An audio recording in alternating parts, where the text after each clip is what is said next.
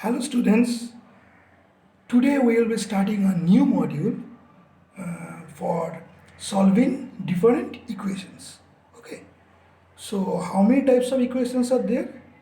One is algebraic equation, one is transcendental equation. First, let us know what is algebraic equation. Algebraic equation is basically a function, that means it will be a function which will be purely polynomial in x, right? Purely polynomial in x. Suppose I've written here algebraic equation, say x cube minus 9x plus 1. So this is basically a purely polynomial in x. So this type of equations we will call algebraic equations. Okay. Then what is transcendental equations? Transcendental means the function will contain some other functions. Other functions means like sin x, cos x, log x, e to the power x to the power x, 10 to the power x, like that. So this type of functions will contain other functions like this. Okay. So we will be learning few methods which will help us to solve this type of equations, both algebraic and transcendental equations. Okay, so first method we will be learning is bisection method. Bisection method. What do you mean by bisection?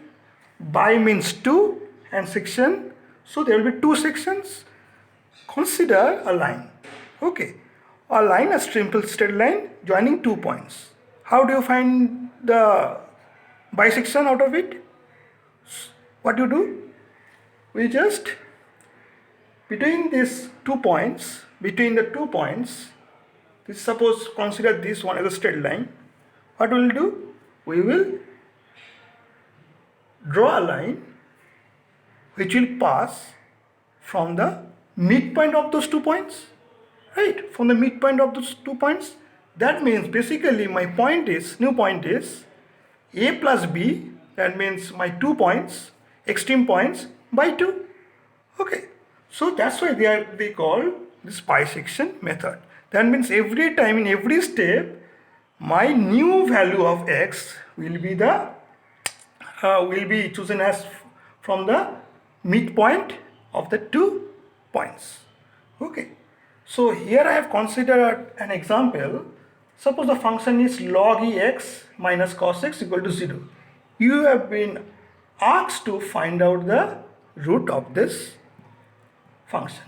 Okay, and your root should be corrected up to 2 decimal places. Okay, now basically what is this type of what is the significance of these methods?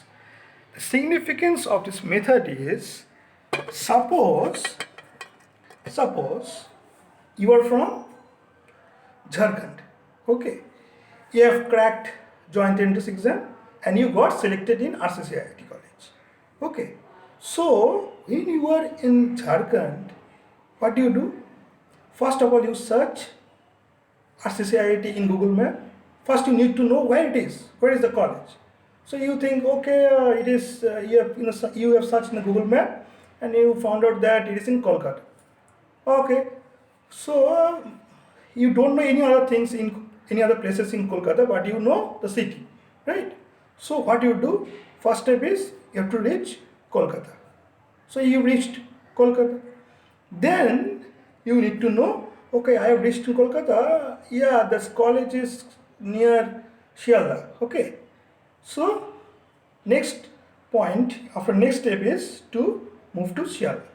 Okay. Then you find out we have reached Shialda, but it is not here, it is in CIT mode. So you need to move more close to the college. So you have reached CIT mode then. From CIT mode, you think, no, the college is not exactly in CIT mode. It is close to, near to Garment Park. Okay. Then what do you do? You come from CIT mode to Garment Park. Okay. That is basically what we are doing. We are basically trying to reach the goal. Okay, that means in this case we are trying to find out the roots of equations. So our destination is to find the root. Okay, root means where value of x, where my function value is 0, right? Function value is 0. That means this point, in this point. This point I need to find out. Okay, so basically we are approximating, means we are changing the range every step. Range. Why range? Suppose this is my first range. Then we are moving very close. Then again close. Then again close. Like that way we reach our destination. Like that is an analogy I have given. Okay. So let's come back to this problem. What is this problem? A function has been given. So what will be the step? First step. First step is basically you need to choose A and B. You need to finalize these two values. What is A? Just you can write it down. A is basically the maximum value of x for which the function is negative. Maximum value of x for which my function is negative. Okay, means though I am telling that this find the maximum value, but for choosing you need to, if you choose the maximum value of a, then you will reach your goal very early. Okay, that means from Jharkhand you say that you have decided, okay, you thought that your college is in Kolkata, but from the Google map you know that it is near to CIT mode. That means from the first step, from beforehand, you know that this is very close to CIT mode. So we have, on the outset, we know that this root, in this case the root is very close to this one, this point. Okay, so if I can choose like that way A, then we will reach our destination very quickly. Similarly for B. B is basically, you can say, the minimum value for which my function is positive. Okay, so first step is to finalize this A and B, what to choose. Okay, if you don't understand, see here. So in the question they already said the root should lie between 1 and 2. Okay, it is already there in the question, but in some of the questions it may not be given, so you need to choose on your own. Okay, so what I have done, since the root lies between 1 and 2, so put x is equal to 1 first, then find the corresponding function value. Log e1 minus cos 1, it will give this one. Now mind you, this is log e, okay, log e1. So basically in the calculator you have to type this log 1 by log e, okay, that's it, your 1 actually, minus cos x. Cos x, it should be in degree, so I have multiplied it by 180 by pi. Simply in your calculator just type this x into 180 by pi. Okay, then you will get the function value, right? So in that way you will get that equation, that this value, function value, this is negative 0.54. Fine. Then you need to finalize this B. This is not yet over. A is not yet over. So put x is equal to 1.5.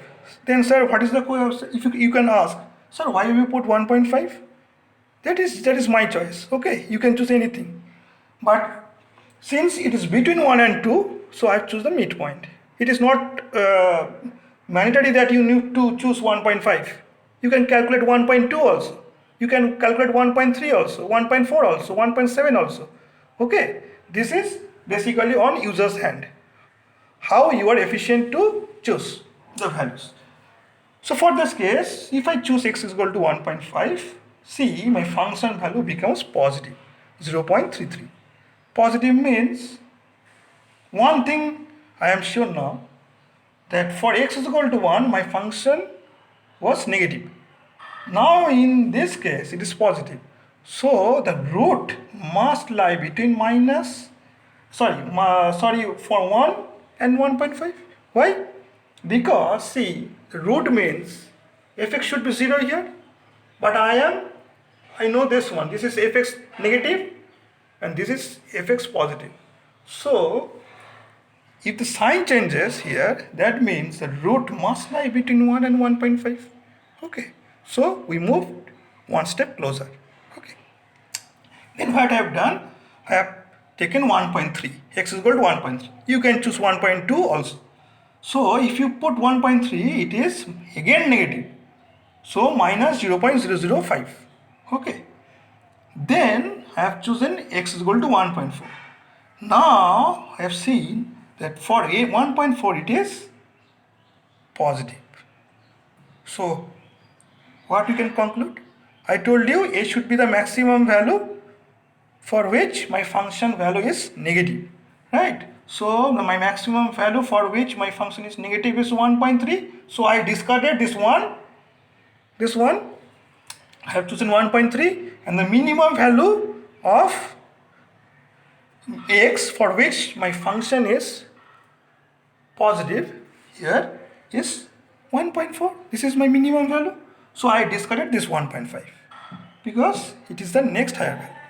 Okay. So one thing we are sure that my root should lie 1.3 lies between 1.3 and 1.4. This much is clear. This is your first step. Okay.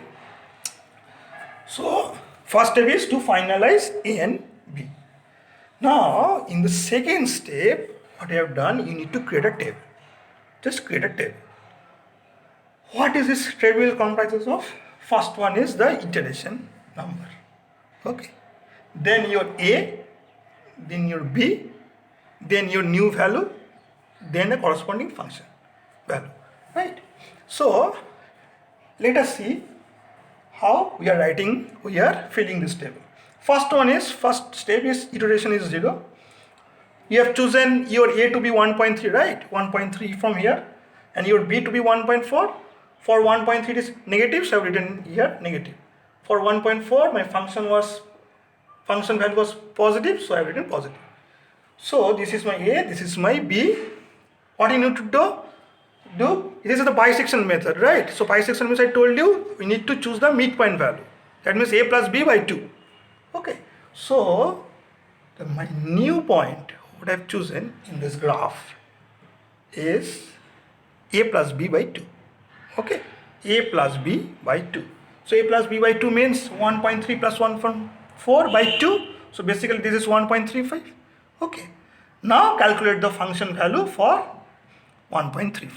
So f 1.35 is basically 0.08. Mind you, you need to apply this one. Then you will get 0.08. Fine. Now for the next step, what we will do? Just concentrate here. This is very, very important. See, the function value in the last step you got is positive. Okay. So I made a trick out here. If my function value is positive, write A first, then AX. First write A, then X. Okay. So let's see. Here, my function value is positive. So first write A, that means I copied this value, A, and then I have to write X. What is X? X means this one, the previous value. Okay, so I have written X, right? So A and X. Okay, then same way you will find this one. This one is basically 1.3 plus 1.35 by 2, you will get this one. Okay, similarly you will get the corresponding function value. Now this is again positive. If it is positive, that means according to my trick, we should write A first, then X. Okay, so I have written A first, then my X. Now X is this one, this is X1, so I have written this one.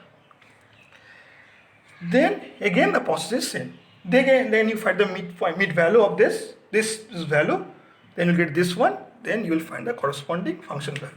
This is still positive. That means we will again write x like that way I have written x, then this midpoint again, then function value. This is still positive. It is still positive. So again a x, then again the midpoint value, then my corresponding function value. Okay, similarly we will proceed up till this point. Now in the fifth step, see, this is my a, this is my x, my midpoint value becomes, new midpoint value becomes 1.3016. Okay, corresponding function now is minus, is negative now, 0.0024. Then what will you do? If the function becomes negative, my trick is now write x first, then write b.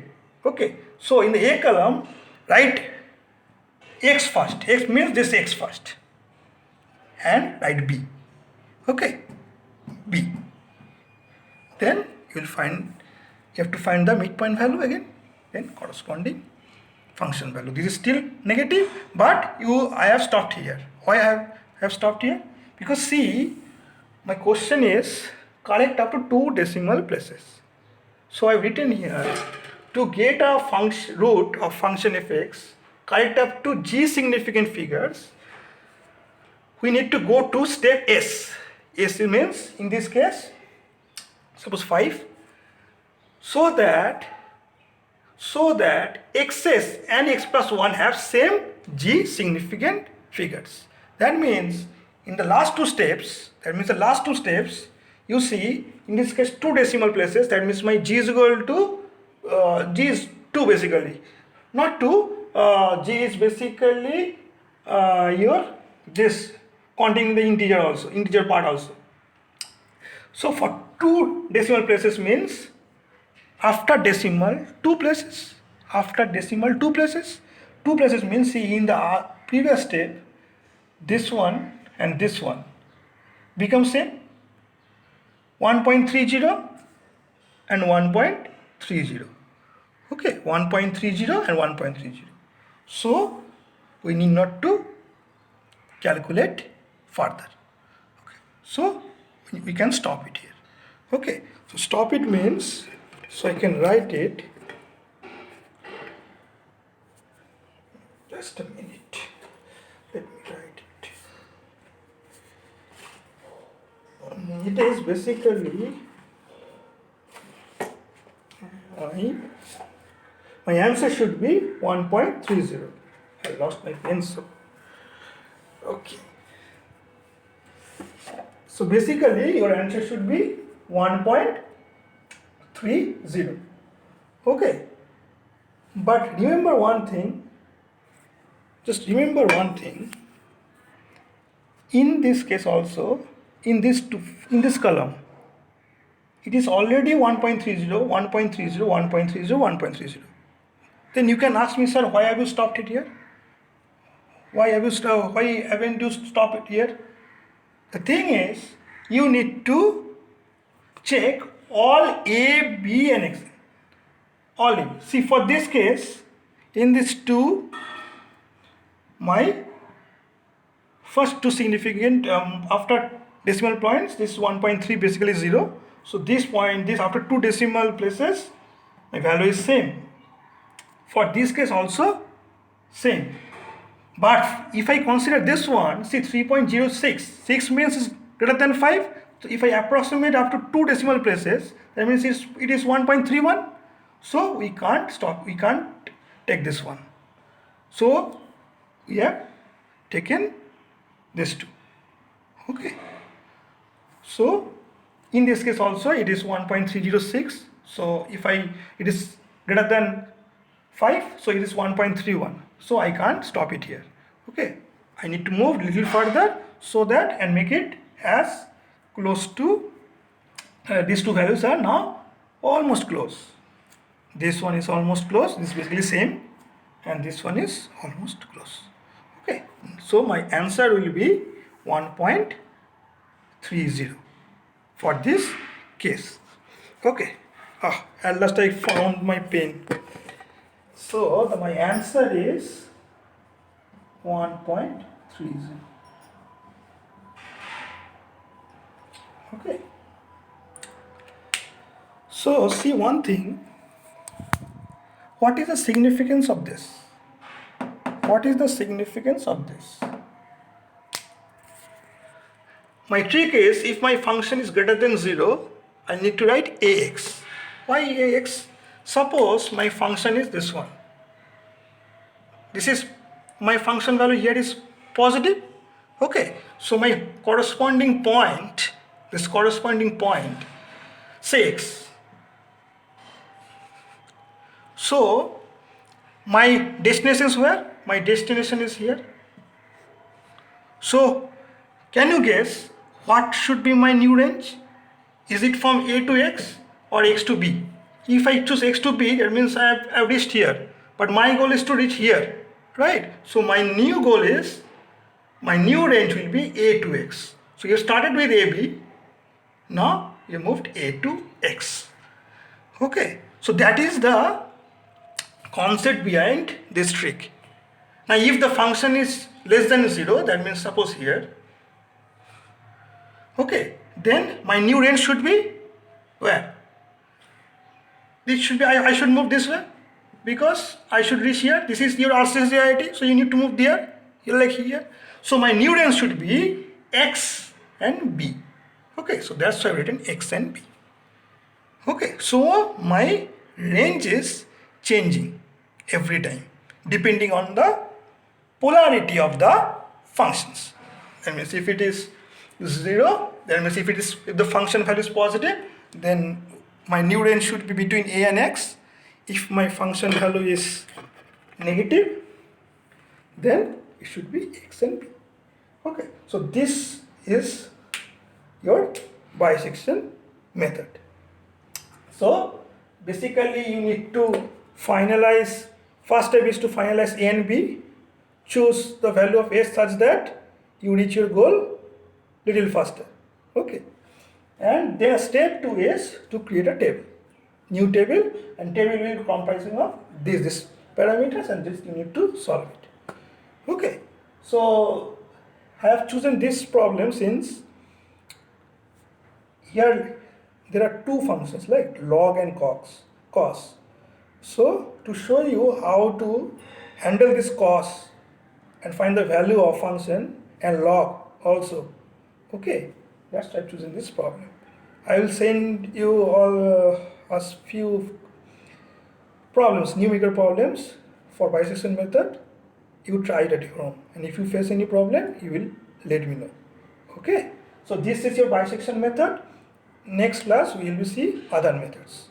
Okay, so if you have any doubt, you can WhatsApp me or you can call me. Okay, so stay safe. Okay, thank you.